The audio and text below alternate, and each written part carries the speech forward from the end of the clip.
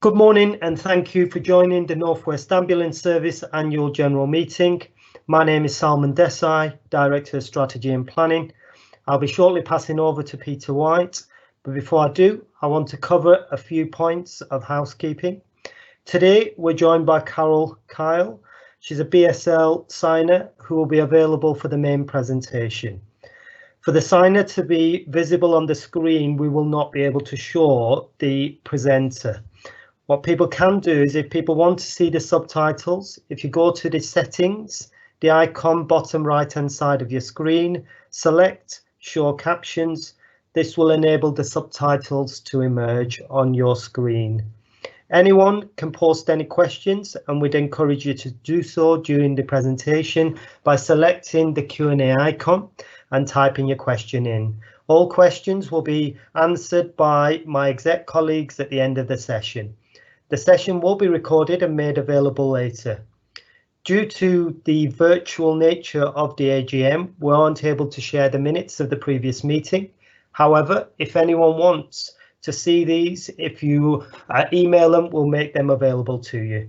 And then finally, my colleagues at headquarters in various offices, so should the fire alarm sound, we may need to take a break, but we'll resume as soon as we can. I'm now going to pass over to Peter White, our chairman. Peter. Thank you, Salman. Welcome everyone. Good morning from a very sunny Bolton, and you can't say that very often, so we'll make the most of it. This is our first virtual AGM. I hope you enjoy the format and get as much out of it as you can. It's been a challenge through COVID to make sure that our governance is maintained. The board obviously usually meet very regularly to discuss issues, and we've been using this system for some time now, so we're quite familiar with it, but I understand how it can be a challenge for people that aren't that familiar with it, so I hope it's okay for you all.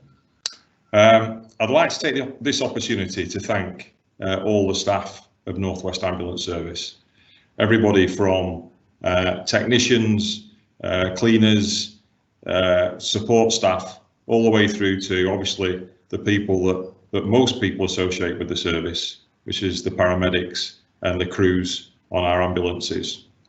It takes an awful lot of people to put an ambulance out on the street, and everybody has played their part through this really difficult time to make sure that the service is delivered to the people of the North West. I speak on behalf of the board, where we are very proud of every single one of you, and you have our full support. I also want to thank the public, local companies and large national companies who have supported us and raised funds for us over the previous 12 months. You'll have seen in the news many campaigns that have gone on that have resulted in funds coming into the NHS for staff, and we're really grateful for that support. Obviously, COVID has played a significant part in the delivery of our service. Whilst the AGM covers up until the end of the financial year, we had started to feel the impacts of COVID on the service, and I just wanted to say a special thank you to the 111 service, which is part of the NWAS family. I had the opportunity to visit them just before lockdown and see the tremendous pressure and strain that they were under to deal with that first wave of COVID. And that is starting to ramp up again, as we all know, but they have been absolutely outstanding through this, and I thank them personally for all their efforts. Another major incident that's had an influence on the service and everyone in the country was what happened in the United States, where George Floyd was killed. And we've all seen the impact through this country as well as America, and how important those issues are to everyone in our community. NWAS has a good history of how it is inclusive and how it deals with diversity issues. But we know we need to get better. I know as chair we need to get better, and the team will work on that going forward. There is no room for racism in this service, and there never has been and there never will be. And it's important that we all work hard to ensure that a message is very clear. There is no room for any hate in this service. So, we'll be giving you an overview of the services that we deliver. I won't go into the long list of them. You'll see those in the presentation. Hopefully you will find those interesting. We'll be looking at the challenges we've faced, and we're looking forward at some of the challenges we will face. There is a question and answer box somewhere on the system. I can't see it, but hopefully you can. And if you have any questions, please put them in there. And as Salman said, the executive will answer those at the end of the presentation. I'll now hand you over to our Chief Executive, Darren Mockery. Thank you. Thanks, Peter. So I'm Darren Mockery. I'm the Chief Executive of the North West Ambulance Service, and I'm immensely proud to lead the organisation. This is my second year with NWAS and 32nd year in the NHS. I'd like to thank you all for joining today, and I'm delighted to be able to provide an overview of the fantastic work that our staff and volunteers undertake day in, day out. So the plan today is as follows. I'll shortly introduce a short video demonstrating just some of the things the Trust did in response to the COVID-19 pandemic outbreak. I'll then take you through a presentation explaining who we are, what we do, and some of the key highlights for 1920. And I'll then hand you over to Carolyn Wood, our Director of Finance, who will present the 1920 financial performance and accounts. So if I could now ask for the video to be played, please.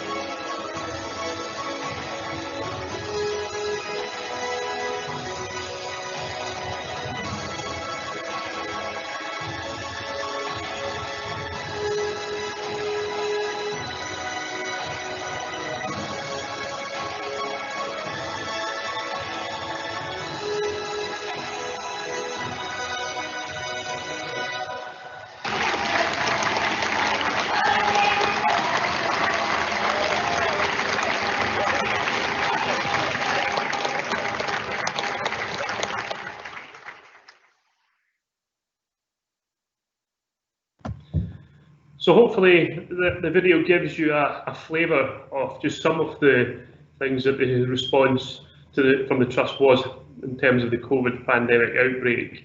I'm immensely proud, as I said at the beginning, of how our staff, volunteers and senior leadership team responded to the outbreak. It's been going on for 7 months now, and unfortunately it's going to continue to go on for some time yet. But I'm confident that we have the right leadership and the right work ethic within the organisation to get us through this pandemic outbreak. And I would also like to again just pay tribute to Phil and Stuart, who obviously did a tremendous job in terms of serving the community over the years, and who sadly we lost as part of the pandemic outbreak. So in terms of the presentation, it's been another very good year for the organisation, and hopefully this presentation will just demonstrate some of the achievements throughout 1920. So who are we and what do we do? Well, the North West Ambulance Service is one of 10 regional English ambulance trusts. We are one of the largest, as you can see there, covering a population of 7.5 million. We cover an area of 5,400 square miles, and we've got almost 7,000 staff and thousands of volunteers that support us. We run the urgent emergency care, so the 999 service. We run the patient transport non-emergency service. We run the NHS 111 service for the region, and we also have our specialist heart hazardous area response teams who provide that resilience to the population of the North West. The next slide, please. So the executive team is made up of a number of individuals who come from all different walks of life, and we have a fantastic executive team who, as I say, have led us through some of the most challenging times in recent history of our NHS. We've got obviously myself, then we've got Mick Forrest, the Deputy Chief Executive, we've got Jed Blizzard, the Director of Operations, we've got Carolyn Wood, who you'll hear from later on, Director of Finance, we've got Lisa Ward, the Director of People, we've got Salman Desai, Director of Strategy and Planning, we've got Angela Wetton, Director of Corporate Affairs, we've got Maxine Power, the Director of Quality Innovation, and then finally we've got Dr. Chris Grant, our Medical Director, and that makes up our executive team for the North West Ambulance Service. If we could get the next slide, please. We work in a really complex system, as you can see there. We cover 4 sustainability transformation partnerships or integrated care systems. We've got the North Cumbria system, we've got South Cumbria and Lancs system, we've got the Greater Manchester system, and we've got the Cheshire and Mersey systems. And within those systems, we obviously have a number of local authorities, a number of police and fire services, and a significant number of other NHS organisations. You can see that we've got 20 acute providers within the patch. We've got over 1,000 GPs, and we've got many clinical commissioning groups. And we very much work as part of that integrated system to deliver ambulance service response through 111, 999 and PTS across the whole of that population. If we could get the next slide, please. So our strategy is very much about being the best ambulance service in the UK, delivering the right care at the right time, the right place, everywhere. So we very much are focusing on our staff and our people across the organisation through our workforce strategies. We work with our colleagues in IT and digital and other parts of the organisation to take forward the digital agenda to make sure that we give the staff the tools that they need to do their job. And we very much are focused on being a system leader and a system solution. So that stakeholder relationship and engagement is really important to us as an organisation, and continuing to look at our infrastructure and how we support the environment going forward make up to some of the priorities of our strategy going forward. And each of the executive directors takes a lead role in the various different parts of our strategy as a whole. Next slide, please. As we saw in the video, a huge response from the organisation to the COVID-19 pandemic outbreak. I've been in the NHS for 32 years, and I think this has been the most challenging time that I've seen and I'm sure most of our staff will have seen.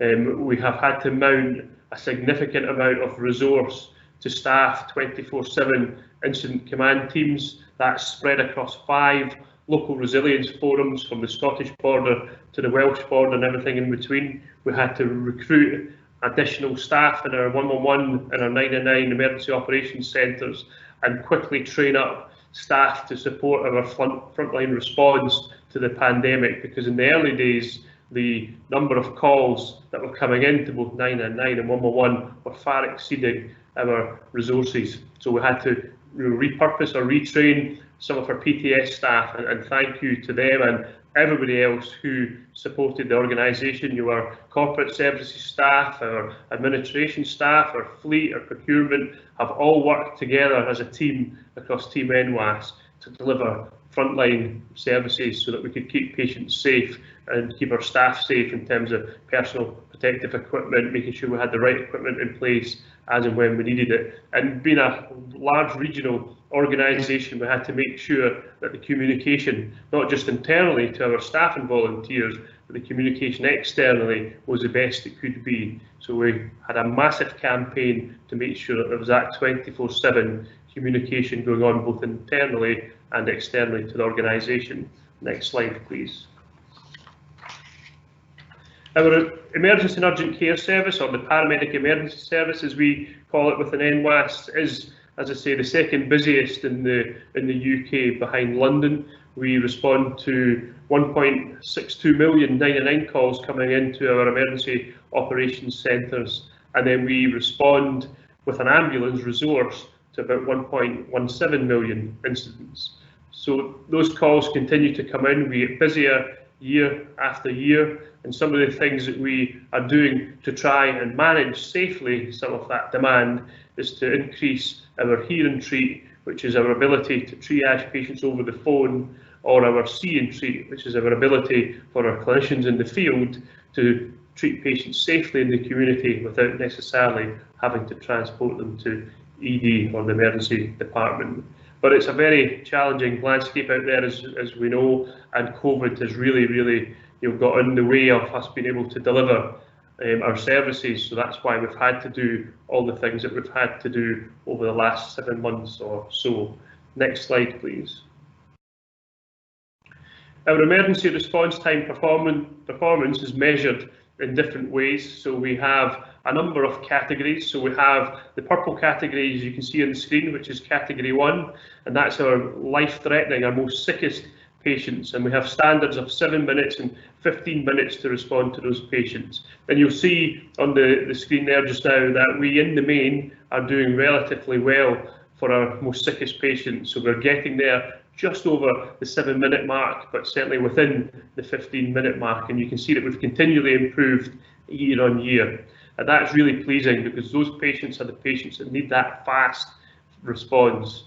However, you can see that under our category 2, 3 and 4 categories, we are challenged in a number of those areas, and we continue to do all we can to work with our commissioners on additional investment, and we continue to work with our system partners on opening up alternative pathways, making sure ambulances are freed up at emergency departments so we can get to those calls or those patients quicker than we've been able to do in the past.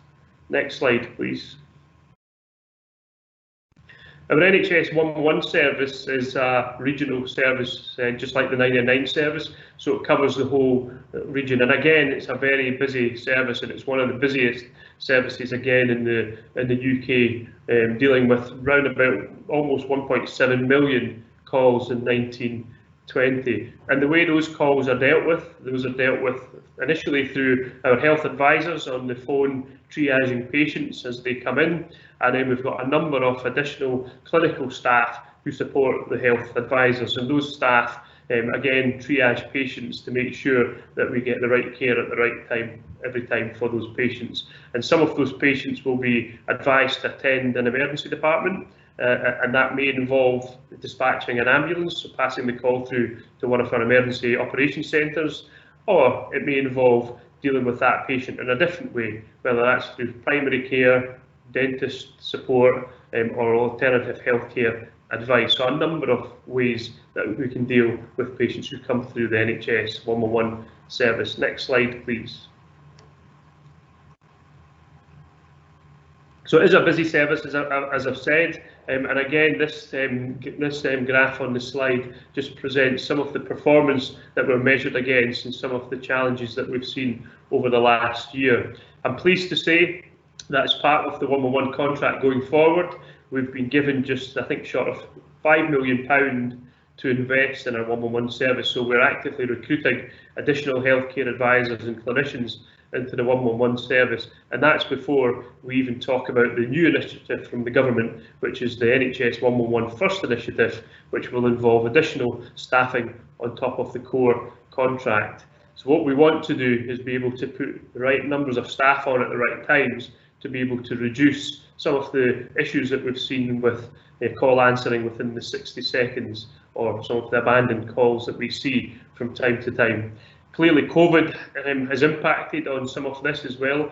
It's been tremendously busy, not just within NWAS, but across the whole of the UK in terms of 111 services. So we continue to work with our system partners to put that additional capacity in place so that we can give our patients the best possible service. Next slide, please.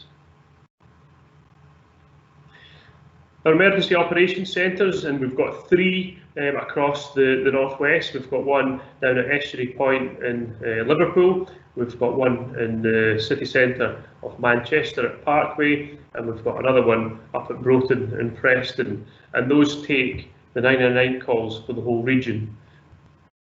They then handle those calls through our triage system and pass them on to the dispatch desk, and the dispatch desk then send out ambulances as and when they need to do so.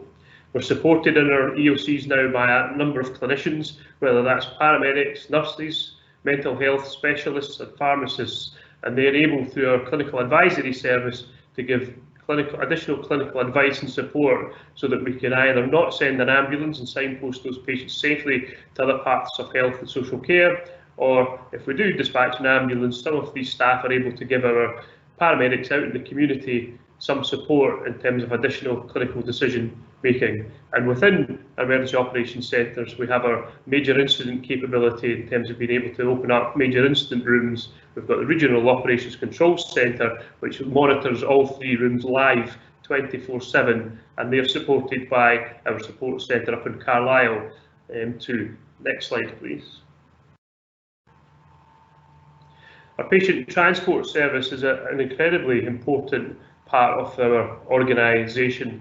It's the service that really supports system partners with flow in and out and between hospitals, and they undertake about 1.5 million journeys a year. We're commissioned to provide that service across Cumbria, Lancashire, Greater Manchester and Merseyside, but we don't currently have the Cheshire contract. It's another ambulance provider that runs the Cheshire contract. And as I say, a very important service that's, in my opinion, a clinical service that supports patients going to and from outpatients between hospitals and discharge. And if we can work with our system partners to make the patient transport service a really responsive service, then we give patients what they need in terms of that experience. Next slide, please.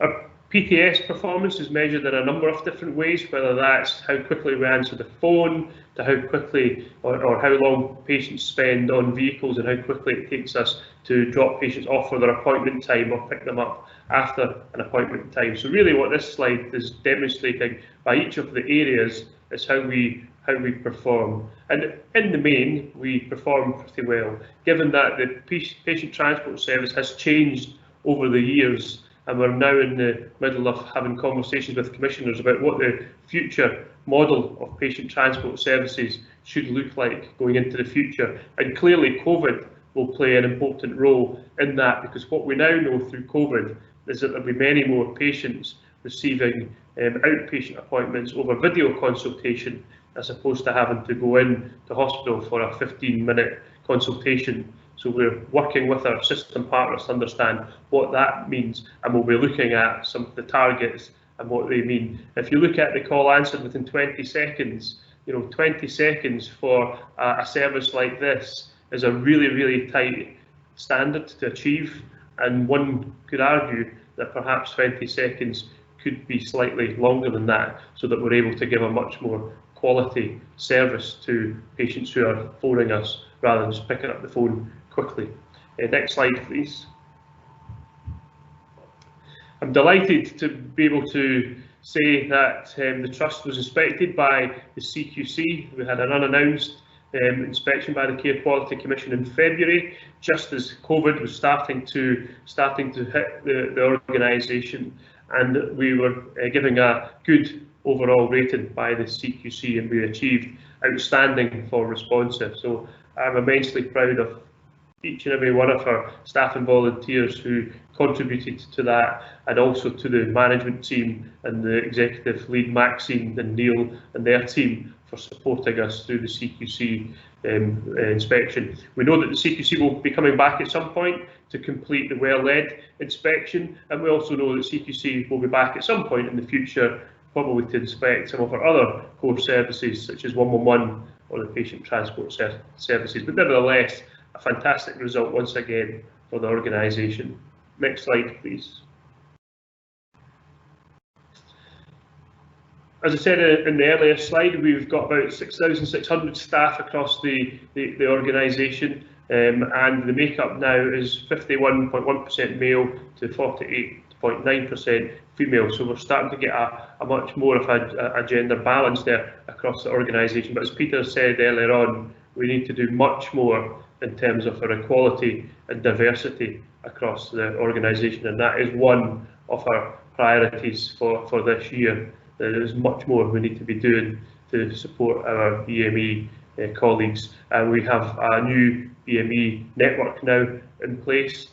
Both myself and Peter and Lisa Warder, Director of People, are really keen to support, to make sure that we take forward a huge amount of work to support our BME colleagues. We know that COVID has had a disproportionate effect on BME staff and the population that we serve, and the Trust will continue to try and put things in place that will support our BME patients and our staff. Next slide, please.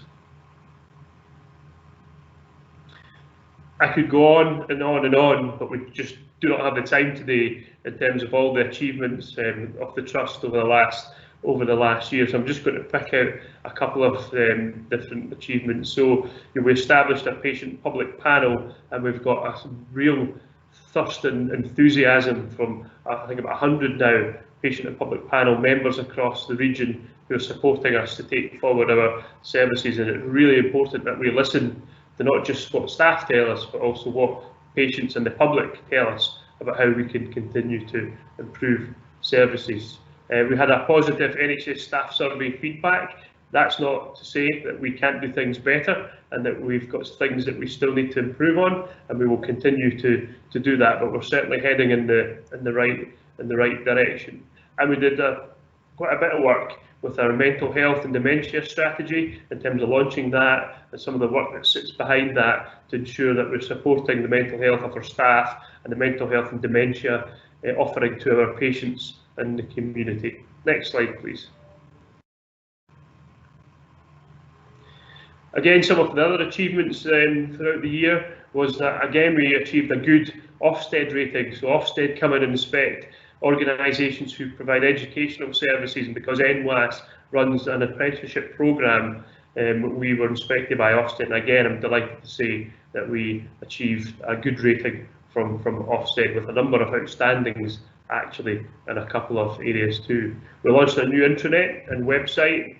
We have been doing a huge amount of work on that apprenticeship programme, not just within emergency medical technicians actually, but also within our emergency operations centres too. And we'll continue to look at our workforce plan and our workforce strategy going forward. And you can see there that we've also been doing some work around supporting our nursing colleagues who have joined the organisation. We tend to have nurses working in our NHS 111 centres and in our emergency operations centres too.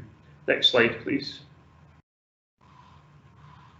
Partnership working is incredibly important. I genuinely believe that the ambulance sector and NWAS should be a real system leader and system solution to what's going on in health and social care across the patch. We are the only provider that covers the whole region and span those 4 ICSs and STPs that I explained about earlier on. So it's really important that we continue to engage with our partners across health and social care, and also our blue light colleagues too, because we have our foot in both camps, in that we are that emergency service responder along with fire and police, but we're also the emergency response as part of the NHS, but we're part of NHS, so we have our feet in both camps. And you can see on this slide that we have been doing a lot around working in partnership with others, whether that is the night safe haven work in Blackpool,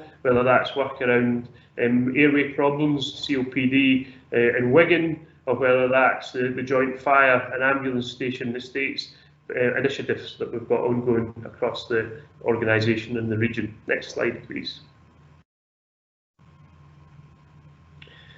Touched upon earlier on around mental health and supporting our staff, and it's never been as important given what we've just gone through as part of the COVID-19 pandemic outbreak.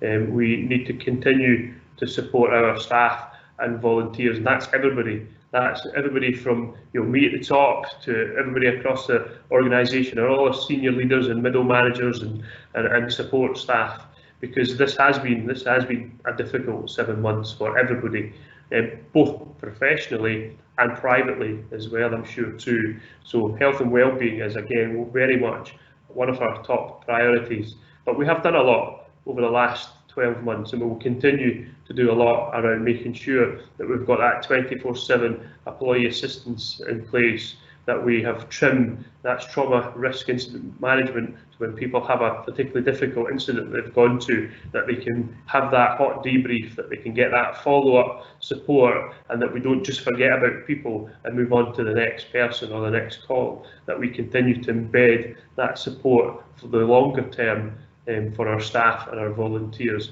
So as you can see in this slide, a number of things that we do and we will continue to do to support the health and wellbeing of our staff and volunteers. Next slide, please. Public engagement, a bit like stakeholder engagement, is vitally important, and the ambulance programme, I'm sure a lot of you will have watched BBC One Ambulance. Some of the ratings have been phenomenal with that programme. I think it's the highest watched factual accuracy programme on the BBC, and it's gone down really, really well with the public. And I think one of the things that I've taken from the ambulance programme is how it showcases the vital work that our emergency operations centre staff do, who are often invisible to members of the public because they're just a voice on the end of a phone, and it's the ambulance and the green suits that people tend to see out in the community responding, with blue lights to calls. I think what ambulance has really brought out is the vital role that our call handlers, dispatchers and clinicians in the emergency operations centre play. And we'll continue to do as much as we can on public engagement and raising the profile of not just NWAS, but the ambulance sector going forward. And who knows, fingers crossed, there might be another episode or episodes of ambulance in the near future, again showcasing some of the fantastic work of the North West Ambulance Service. We've introduced some initiatives such as live Facebook sessions across the organisation. One of the things that I was really keen to do, and I do like getting out and visiting stations, but as you can imagine, in sites, but as you can imagine, we've got 109 sites across the region, spread right across the whole patch, and that can often be difficult, particularly at this moment in time due to COVID. So what we've introduced is a number of live Facebook sessions whereby the staff can talk to me or talk to other members of the executive team like this live over Facebook and ask us questions, and we can interact that way going forward, and that's something we'll continue to do too. Next slide, please. So our future, I think we've got a really, really positive future ahead of us. As I said earlier on, we've done a huge amount of good stuff for the population of the North West.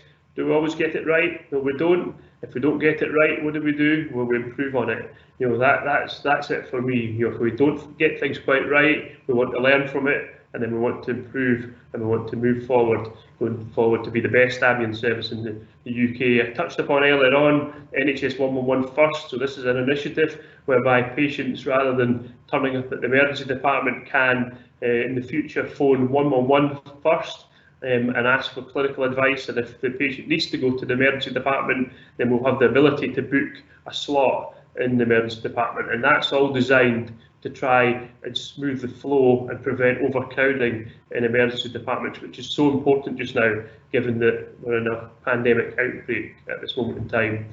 As I said earlier on as well, for me, we need to be system focused. We're very much an integral part of health and social care across the region, so we need to continue to make sure we're that voice, that system leader, that system solution to some of the challenges that we see around, whether it's health promotion and prevention, avoiding harm, improvement and innovation. We clearly want to, and I know today we focus a little bit on response time performance, but we clearly want to improve clinical outcomes at the same time for our patients. And that's something hopefully next year, once we've got the electronic clinical record, we'll be able to report on much more clinical data as part of the AGM. And we're very much working on, in line with our strategy, an integrated offering of our contact centres, bringing 999 and 111 much more closer together. So I hope that's given you a flavour of just some of the things that we've been doing over the last 12 months. I could go on and on and on forever, because there's a huge amount of positive stuff that the Trust has undertaken over the last 12 months. So I'm just going to hand over now to Carolyn Wood, our Director of Finance, who's going to take us through the annual accounts. Carolyn. Thank you, Darren. As we move through this slide pack, so next slide please. So the full audited accounts form part of the annual report, and these are available on the Trust website. In addition to the accounts, we'll also see in the annual report there are some other audited bits of information. These include the remuneration report, the going concern assessment, and also the annual governance statement. Next slide, please. The Trust received an unqualified audit opinion from its external auditors, KPMG, and also received a clean value for money assessment. The annual audit letter, which highlights the areas of good performance and also provides recommendations to help the Trust improve performance, is available in full on the Trust's website. Next slide, please. It's with great pleasure that I can inform you again that the Trust has met all of its required financial duties for the accounting year 1920 and maintained its strong record in good financial governance and performance. The duties achieved, you can see there, are listed and include the break-even duty, the external financing limit, the capital resourcing limit, and the capital cost absorption rate. Next slide, please. During the year, the Trust delivered a surplus of £2.871 million, which was £163,000 better than the planned surplus of £2.708 million. The original plan did include the receipt of provider sustainability funding, and this was received in full. As mentioned, the reported position for 1920 maintains the good financial standing of the organisation in what has been another challenging year for NHS finances, and this has been supported by a strong cash position of £43 million at the end of the accounting period. Next slide, please. The Financial Sustainability Risk Rating forms part of the single oversight framework and assesses providers via the use of resources metrics, which helps to identify providers that need support.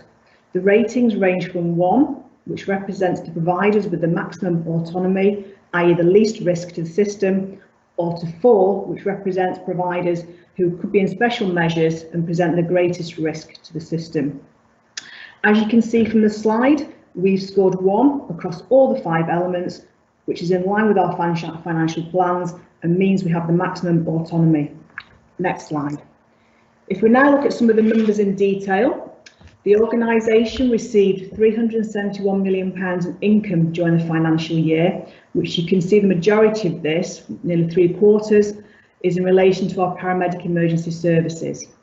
The income for the other services is there, but includes the PTS, 111, resilience, and some other income. Within the other income, that includes funding for education and training, the provider sustainability funding, which I just mentioned, and also some funding for additional pension contributions.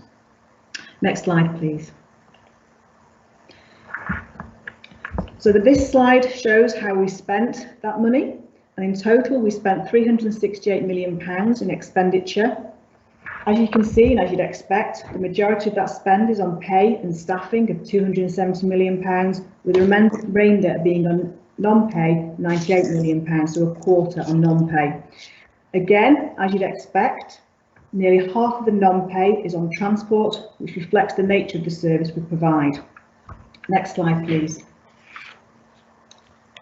Finally, in relation to capital, during the year, the Trust had capital expenditure of £17.1 million, and as you'd expect, the greatest spend during the year was in the purchase of new vehicles and essential medical equipment, and this amounted to £11.2 million. There was also significant investment in information technology, primarily on telephony, and several schemes which saw upgrades and maintenance at various sites across the organisation. That summarises the accounts for 1920, and what I'll now do is hand back to Salman for any questions. Thank you, Carolyn. We're going to move on to the Q&A. We've had a number of questions that have come in already. Please do continue to keep your questions coming in and I'll work through them. So I think the first question's coming from Tamor Tariq or Tariq Tamor, don't know which way around that goes. Would it be possible to do a piece of engagement work with MWAS and Healthwatch Oldham?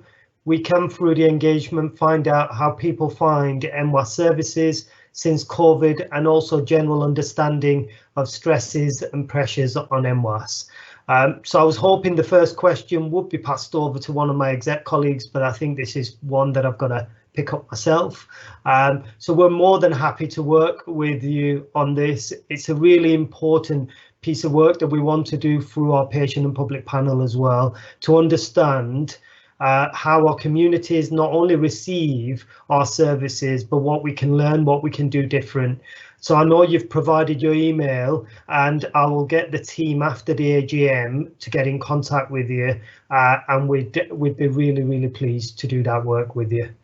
So the next question comes from Chris Borwise. With the mention of digital, is patient information from interactions with MWAS into GP patient apps, or if not, is there a plan to do so in the future? Can I just ask Maxine Power, our Director of Quality and Innovation Improvement, just to pick that up for me, please? Thanks, Salman, of course, and thanks for the question, Chris. I've just popped in the chat actually back to you. We've got a programme of work underway within MWAS to introduce an electronic patient record. So we'll be working within the next year to introduce this across our services. And we're working with primary and secondary care providers to ensure that we can, they can view what's in our record and we can view what's in their record. We think this will be a massive improvement. So it's very much a watch this space. So thanks for your question, and yes, absolutely is the answer. Thank you, Maxine. Jed, did you want to come in? Yes, Salman, I was just going to mention that we already do have some post-event messaging. So when a patient rings 111 and we have any interactions with them, we do interact with their GP services and we do send them a summary record of what we've done. That is in the project for the electronic patient record that at some point we'll be introducing post-event messaging to the GPs if we visit one of their patients within their surgery. So it is in plan. However, we will look to develop this as we go into the future, making the best use of the digital technology that's available to us. Thank you, Jed. So the next question comes from Joseph. As we approach winter, we all know that primary care services are going to be overwhelmed, as well as A&E services. I've proposed a PRU service. This is for lower acuity calls. This is filtered out from 111 and 999 calls. A doctor with an ambulance technician to take the hospital to the patients. They can do blood tests and other tests with mobile machine. What could take many hours with a hospital transfer reviewed and taken back home, you can keep the patient at home in their own setting should the doctor require no other action. I can see this would be very good for the care home settings and more vulnerable patients, as they will not be able to go to hospital and get other viruses. I have a lot of good ideas, and I wish someone from the board could just listen to what I have to offer. Maxine, I understand that you'd like to pick this up, please. Oh, you're still on mute, Maxine. Do it, didn't they, Salman? It was going way too well. Thanks for your question, Joseph. Yeah, we've been working really hard, Joseph, this last few months actually, on how we can better listen to people, particularly when they've got innovative ideas. So this obviously fits within my portfolio. Abigail Harrison has been working very hard. She's our head of digital and innovation. And I think potentially a conversation with myself and Abigail would be really welcome. So if you want to contact me, I'll pop my email address into the chat box and we can follow that up. We do have a couple of new forums, a digital design forum, and it may well be that your idea is one that we would want to take forward into the digital design forum, because it fits very well with some of the ideas that the transformation team have been working up around how we can improve our ability to be able to see and treat people close to where they live. So thanks for that, and yeah, any ideas very welcome. Thank you, Maxine. I think the next point that we've got is more of an observation, and it comes from Chris Borwise. It says, I like the sign of 999 and 111 coming together. We absolutely believe that there is very clear sort of synergy. We also know that actually when the two do come together, we can deliver a more seamless and better service to the patients of the Northwest. And that is something as part of our priorities we'll be working on. The next question comes from Darren, not from Darren Mockery. How is the budget allocated to NWAS versus other trusts? Carolyn, do you want to pick that up, please? Certainly, I can do. It's allocated in the same way as other organisations. I presume this is looking at internal budget as opposed to funding coming through the commissioning route in our income. So it is based on the service need, and it builds it from the bottom in terms of what some of those costs are. Thank you. Okay. Continuing with that, Darren also asked, how is the budget allocated to services within the trust, Carolyn? Apologies, that's when I was actually answering for you. Oh.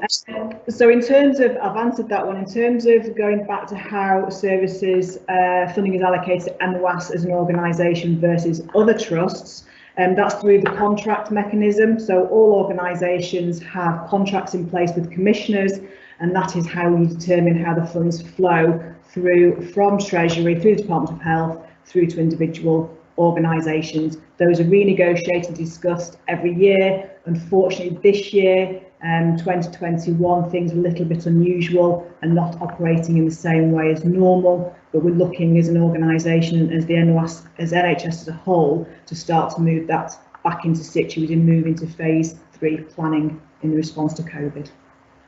Okay, thank you, Carolyn. I think the next question also comes from Joseph. We know that UV light kills the virus. Could NWAS trial this in ambulances as have on hand over mode when in hospital? Joseph, I think what I'll do is, given that Maxine's provided her email, when you discuss some of the other ideas that you've got, we can look at that at the same time. There's a question from Daniel. Will there be any AAP apprenticeships made available in the near future? Lisa, would you mind picking that one up, please?